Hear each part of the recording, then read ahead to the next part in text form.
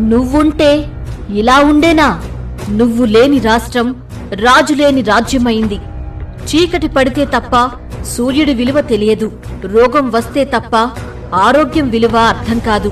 కన్నీళ్లు వస్తే తప్ప ఆనందం ఎలాంటిదో కానరాదు.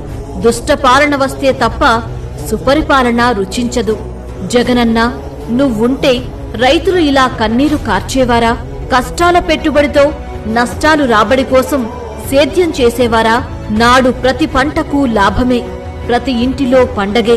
నేడు అవన్నీ ఒక కలగా మిగిలాయి. నువ్వుంటే విద్యార్థుల ఫీజుల కష్టాలు తల్లిదండ్రులకు తెలిసేదా? ఆ బాధ్యతంతా మేనమామగా నువ్వే చూసుకునేవాడివి. వారి భవితకు బాటలు వేసేవాడివి. నువ్వుంటే ఒక్క సంక్రాంతి మాత్రమే కాదు, ప్రతి నెలా పండుగే, ప్రతి ఇంటా సందడే. రామరాజ్యం గురించి ఎవరికి తెలుసు? రాజన్న రాజ్యం అందరికీ తెలుసు.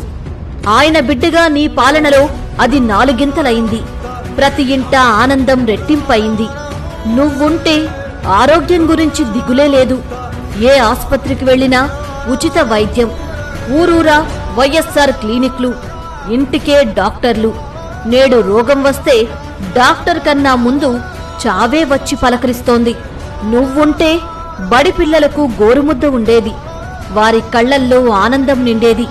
నేడు ముద్ద గొంతు దిగడం లేదు జగనన్న. నేటి రాక్షస పాలకులు చెప్పేవి నీతులు, తీసేవి గోతులు.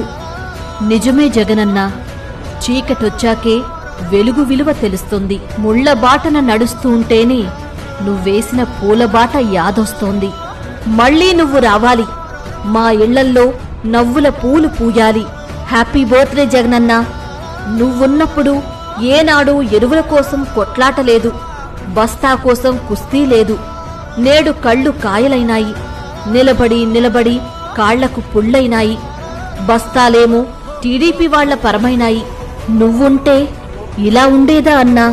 పంట వేసేందుకు ఎరువుల కోసం ఆరాటం, పండించాక అమ్ముకోవాలంటే పోరాటం, రైతుల బతుకుతో ప్రభుత్వానికి చెలగాటం. ఇంతకన్నా ఏం చెప్పమంటావు మా ఇరకాటం?